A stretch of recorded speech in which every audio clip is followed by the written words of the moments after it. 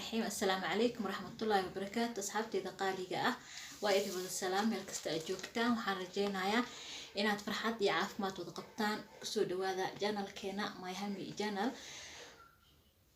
walaalahayga qaaliga ah maantay idiima wada cunto karis waxaan idin wada gabadh walaasheen ah oo inaga soo codsatay talo insha Allah waxaa jira gabdho walaalahay ah oo talo isoo weydiistaan aan wixii talo oo Ilaahay garadsiiyay aan uga jawaabo.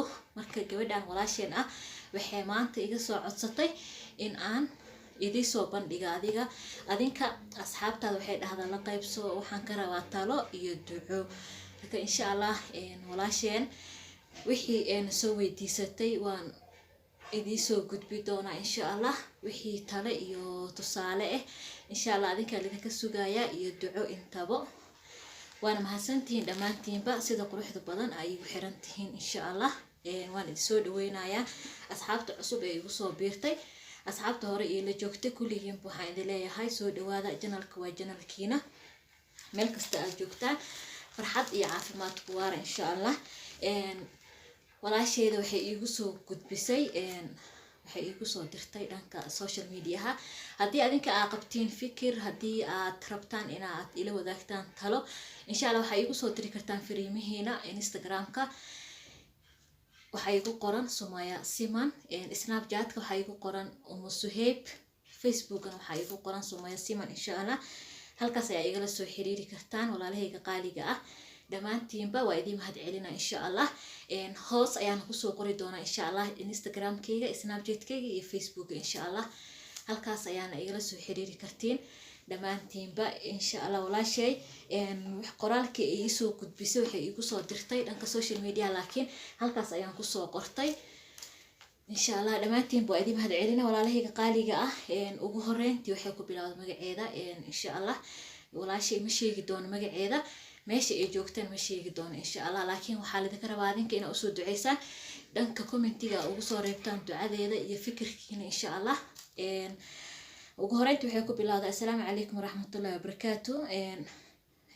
waan ku salaamay abaayo Xamdi iyo asxaabtaada ku xiran channelkaada My Hami Channel. waxaan idinla wadaagayaa arrin i haysato waxaan idinla wadaagayaa arrin ii diida harsi iyo hoyaad. waxaan idinka rabaa talo iyo duco insha Allah. waxaan ahay gabar waxaa wax baranaysay oo dhiganaysay jaamacad. waxaan ku jiray jaamacadda sanadkii 3aad ee jaamacadda. waxay dhahday waxaa isbaranay qof aad u wanaagsan oo diin leh oo akhlaaq leh masha Allah, qof aad u wanaagsan ah. waxay dhahday isbarano qof aad u wanaagsan oo qof diin leh qof akhlaaq ah qof aad u wanaagsan ah oo nafteeda siiye farxad jacayl qadarin wanaag intaba dadkayga jecel asxaabteeda iyo qof kasteeto oo aniga uu ku barta madaxayga aad ayuu u qadarinayay dhahday. waxay dhahday walaashay waxaan noqday qof oo ay joogtayso farxadda. waxay dhahday qof calashaan markii qofkaas uu bartay ay ku soo korortay nafsadeeda farxad badan ayaa noqday dhahday. waxay dhahday isma lahayn asaga oo kale ayaa dunida ku nool waxay dhahday isma lahayn asagoo kale ayaa dunida ku nool. ugu dambeyn waxaan dhameeyay jaamacaddii waxaana ku heshiinay guuray dhahday. waxaan baray qoyskayga. waxay dhahday wuxuu u sheegay qoyskayga inuu isoo doonanayo oo is soo diyaarinayo. waxay dhahday waxaa jiro culays kale oo isoo wajahay. farxaddii waxaa ii bedelay dhahday culays kaleeta ayaa isoo wajahay. waxay dhahday waxaan maqlay in uu leeyahay xaas. waxaan weydiiyay dhahday xaas miyaa leedahay? wuxuu iigu jawaabay aniga malihi xaas kale. wuxuu dhahay waa been wax kama jiraan ah waa dad raba in ayna kala jaraan. waxaan bilaabay in aan xaqiijiyo oo weydiiyo si fiican dadkii ii sheegay si aan uga helo xaqiiqda dhabta ah. waxay dhahday markaan soo xaqiijiyay oo aan waxay dhahday soo ogaaday arrintii in ay jirto ee sax tahay.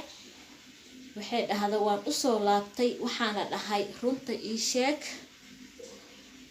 waa leedahay xaas kale. laakiin waxay dhahday wuxuu i dhahay haddaa ani i rumaysanaynin dadka hadalkooda qaadanaysid aday kuu taalaa oo kalsooni igu qabin. wuxuu dhahay markii ay kusoo celisay jawaabtii ee haddana soo xaqiijisay ee soo weydiisay wuxuu ku dhahay hadda aniga i rumaysanin oo kalsooni aadan igu qabin oo dadka warkooda qaadanaysid adigay kuu taalaa oo dhahay sister. laakiin waxay dhahday qofkii nolosheyda dhan aan siiyey oo sida dhabta ah aan u jeclaaday misana i qayaanayo maan guursan karaa hay dhahday, mana ka fogaan karo, waan jeclahay. marka waxay dhahday ila taliya maxaan sameeyaa. qof waxay dhahday halahaas dhan aan la socday waxay dhahday aaminay, kalsooni isiiyey, farxad isiiyey, haddana dhahday iga qarinaayo oo markaan weydiiyana idhahaayo xaas kaleeta malihi. qofkaas oo maanta nafsadeyda dhan aan siiya aana ka fogaa karin, maxaan sameeyaa ila taliya. walaalahayga qaaliga ah ee ku xiran janalka Myhami Janal, kulligiinba ilaahay dartiisa idin jeclahay, waana mahadsantihiin. walaashay xamdi waxaan idinka sugaaba waa duco iyo talo ayay dhahday. wabillahi tawfiiq. walaashayda qaaliga ah run ahaantii waa maqlaysiin oo malayna walaasheen wiilka waxaa ka dhaxeeya xiriir muddo 1 sano ah. guurkii ku heshiiyeen, markii ay ku heshiiyeen guur inay isguursadaan waxaa soo baxday wiilkii inuu xaas kale leeyahay. ayadii markay weydiisana waxay ku dhahay waxba kama jiraan oo wax ka jira ma lahan.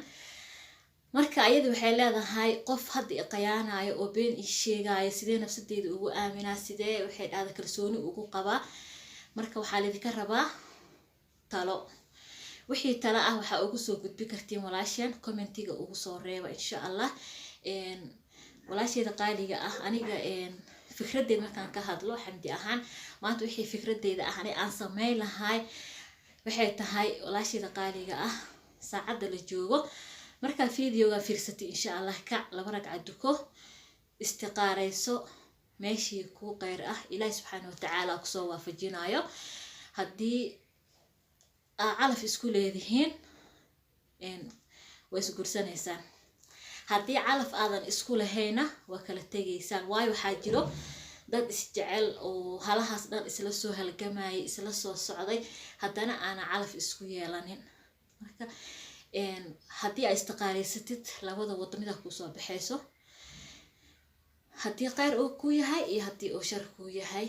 marka walaashii qaali ah qof walba wuu dareemi karaa, qof walba wuu fiilin karaa, qof jeclaaday oo halaas isla socdeen maantay markii ay soo wajaho culays ama niyad jab ama khilaaf uu soo kala dhaxgalo, qof walba wuu dareemi karaa xanuunkeeda. walaashii qaali waa kula qaybsanayna xanuunkaada, waana kuu soo duceynayna insha Allah. farxadaada waa farxadeena. ilaahay waxaan ka baryaa sida ugu dhaqsiyaha badan inuu farxad degdeg ah ilaahay kuu siiyo insha Allah. meeshii kuu qeyr ahna ilaahay ku soo waafajiyo insha Allah. markii aad istiqaaraysatidna wixii ku soo baxo oo alla ku qadaray jacaylka iyo waxa dhanba waxa ka weyn qadarta Allah ka weyn.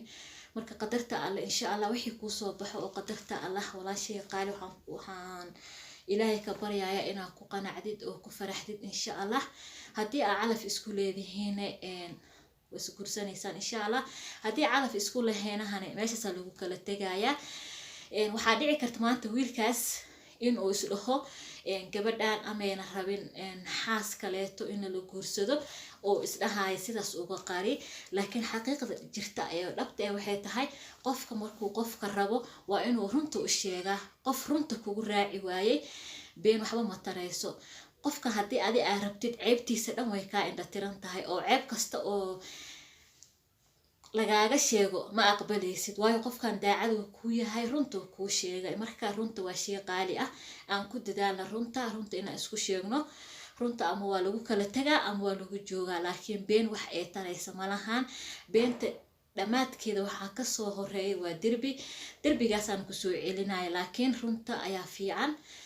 walaalahayga qaaliga ah aan ku dadaalno runta walaashay macaan adigana waxaan rajeynaa insha Allah wixii khayr inuu Ilaahay kusoo waafajiyo markii ay istiqaareysato asxaabteyda qaaliga adinkan waxaad ka codsanaa inaa hoos ugu soo gudbisaan walaashayna wixii tala iyo tusaale ah insha Allah hoos ayaa idinku soo qori doonaa Instagram-kayga Snapchat-kayga iyo Facebook-kayga insha Allah wixii tala iyo tusaale halkaas ay igu soo gudbi kartaan dhamaantiin baa idin mahad celinaya sida quruxda badan ay igu xiran tihiin jazakumullahu khayran insha Allah hadii aad ka heshay videoga like saar share dheh la wadaag asxaabtaada kaleeto inta ku kulmi doono videoga mid lamid ah asxaabtayda qaali waxaan ka codsanaa walaashiin ugu reebo hoos qoraalka assalaamu calaykum waraxmatullaahi wabarakaatuh